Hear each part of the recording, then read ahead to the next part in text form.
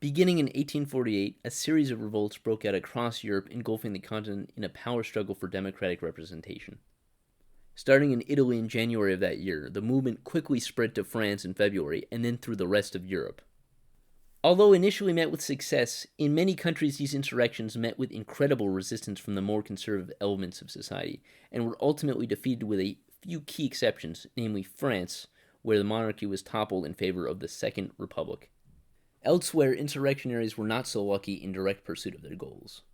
In Austria, a pragmatic bunch of newer ministers managed to parlay new constitutions, saving the Austrian monarchy from the fate of its French counterpart. In Prussia, King Frederick buckled in the face of public pressure and hoisted the black, red, and gold flag that came to symbolize German unity. The collective independent kingdoms of the greater German-speaking world then agreed to convene 3 constituent assemblies in Berlin, Vienna, and Frankfurt, where more democratic constitutions were to be drafted for Prussia, Austria, and the collective German states. In Italy, a nationalist agitation began under the auspices of the Sardinian king before becoming a full-blown revolution, leading to the declaration of a short-lived republic in 1849. All the while, back in the Austrian Empire, Hungarian factions lobbied for greater autonomy, and Hungary succeeded in organizing itself autonomously. Triumphs aside, these revolutions were more often than not over before they began, as the monarchies of Europe were able to retain the loyalty of their armies, who they began to deploy by midsummer in their best efforts to quash any resistance to their rule.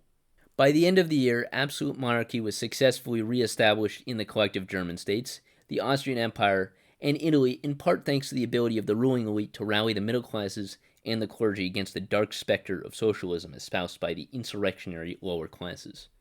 This is exactly what happened in France with a counter-revolution that successfully toppled the Second Republic through a coup d'etat against the Assembly on the part of Princely Napoleon and re-established the hereditary empire under Napoleon III in 1852. However, the forces of restoration did not roll back all of the reforms brought forth by the Second Republic, as universal male suffrage was retained.